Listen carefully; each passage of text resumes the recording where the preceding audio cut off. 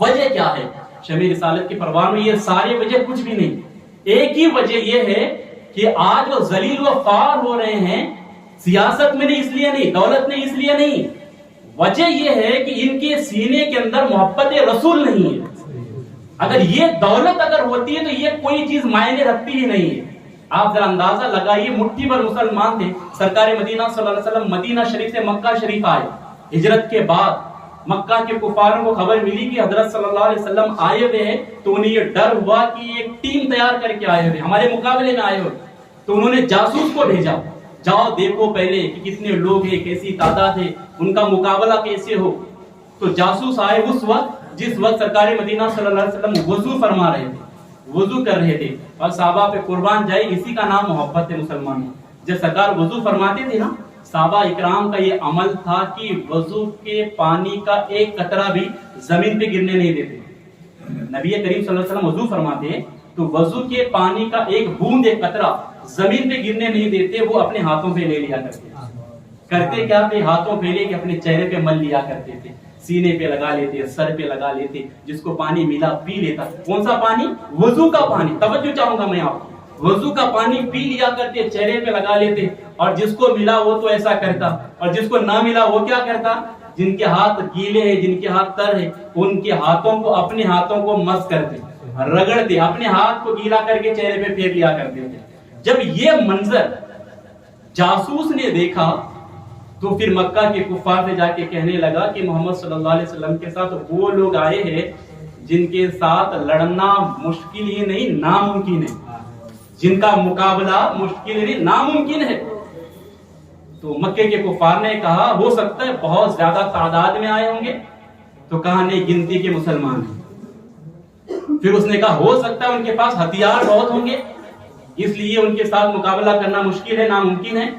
تو کہنے لگا نہیں، ہتھیار بھی نہیں، یہ گنے چنے ہتھیار ہے، کسی کے پاس تلوار ہے تو کسی کے پاس ڈھال نہیں ہے، ڈھال ہے تو پھر تلوار نہیں ہے، تلوار ہے تو بھی ٹوٹی ہوئی ہے، اور سلامت ہے تو دھار نہیں، یہ ان کے ہتھیار کا پوزیشن ہے۔ کہا پھر ہو سکتا ہے بہت پہلوان لوگ ہوں گے، تگڑے لوگ ہوں گے، موٹے تازے ہوں گے۔ کہا ویسا بھی نہیں، یہ ان کی حالت ایسی ہے کہ ان کے پیٹ پیٹ سے لگے ہوئے ہیں، ان کے پیٹ پیٹ سے لگے ہوئے، اتنے دبلے پتلے لوگ ہیں۔ کہا پھر وہ بڑے ہوشیار لوگ ہوں گے، ہے نا، ذہن سے قوی ہوں گے، مضبوط ہوں گے ذہن سے وہ لوگ۔ کہا نہیں، ایسے بھی نہیں، ہوشیار لوگ نہیں ہے۔ کہا پھر کون ہے وہ لوگ جن کا مقابلہ ہم نہیں کر سکتے؟ تو جاسوس نے جواب دیا تو ہوشیار نہیں، مصطفیٰ کے دیوانے ہیں۔ ہوشیاروں سے مقابلہ کیا جا سکتا ہے، دیوانوں سے مقابلہ نہیں ہوگا۔ کہا وہ کیسے نہیں ہوگا؟ کہا وہ اس لیے نہیں ہوگا، ایسے دیوانے ہیں جب ان کے آقا ہاتھ دھوتے ہیں، منہ دھوتے ہیں، کلی کرتے ہیں تو اس کا پانی زمین پہ گرنے نہیں دیتے، ہاتھ میں لے کے خود ہی پی لیتے ہیں۔ اندازہ لگاؤ، پیر کا دھویا ہوا پانی زمین پہ گرنے نہیں دیتے، یہ کب ممکن ہے کہ ان کے جسم کا خون زمین پہ گرنے دیں گے؟ یہ دیوانے پورے تیر اپنے سینے پہ لیں گے، تلواریں اپنے سینے پہ لے لیں گے، مگر نبی پاک صلی اللہ علیہ وسلم کے قدمین شریفین میں کاٹا چونا بھی برداشت نہیں کرے۔ یہ محبت دیکھ کر ہی تو کفار مکہ کے کمر توڑ دی تھی۔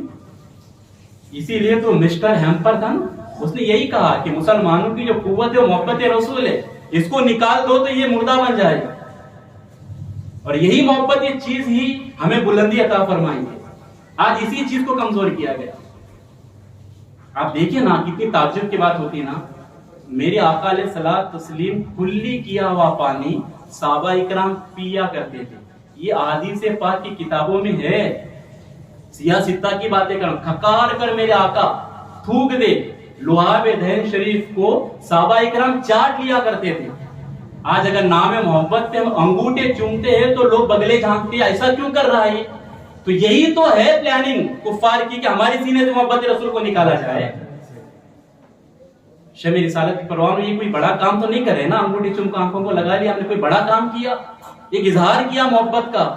تو پھر صحابہ اکرام نے تو اتنا بڑا کام کیا تھا نا، وہ جانتے تھے کہ کامیابی اسی میں ہے، محبت رسول ہی میں کامیابی ہے۔ آپ قرآن اٹھا کر دیکھیں، ہر جگہ آپ کو ملے گا، قل ان کنتم تحبون اللہ فاتبعونی یحببکم اللہ ویغفر لکم ذنوبکم واللہ غفور رحیم۔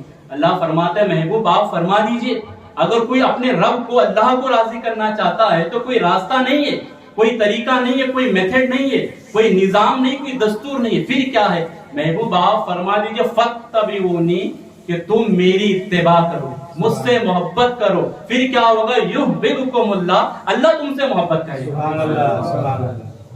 دیکھیے قرآن پاک کے اندر بتایا جا رہا ہے کہ لوگ یعنی پھر طریقہ نہیں تو کیا ہے؟ یعنی جو خود کا بنا ہوا طریقہ۔ یہ آیت مبارکہ کا جو شان نزول ہے، جو بیک گراؤنڈ ہے، وہ یہی ہے کہ سرکار جب اسلام کی دعوت کفار مکہ کو دینے لگے تو انہوں نے یہی کہا تھا کہ آپ کس خدا کی طرف بلا رہے ہیں؟ جو رزاق ہے، خالق ہے، لوگوں کو زندگیاں دیتا ہے، موت دیتا ہے، اسی کی طرف بلا رہے ہیں ہم اسی کی عبادت کے لیے، تو ہم تو پہلے سے اس کی عبادت کرتے ہیں۔ اور رب نے فرمایا محبوب یہ مجھے مانتے پہلے سے ہے، اگر آپ کا کہنا نہیں مان کے مجھے مانتے ہیں تو پھر ان کا ماننا ہمیں قبول نہیں ہے۔ آپ کے کہنے سے مجھے ایک مانتے ہیں تب ہم انہیں قبول کریں گے، قبول نہیں بلکہ ہم ان سے محبت کریں گے، یحببکم اللہ، کہ ہم ان سے محبت کریں گے۔ سبحان اللہ۔ تو میرے آقا علیہ الصلوۃ والتسلیم کے پیارے دیوانوں، آج ضرورت اسی بات کی ہے کہ اپنے سینے کو محبت رسول کا مدینہ بنا لیں، پھر دنیا کی کوئی طاقت آپ کو روک نہیں سکتی ہے کامیاب ہونے سے۔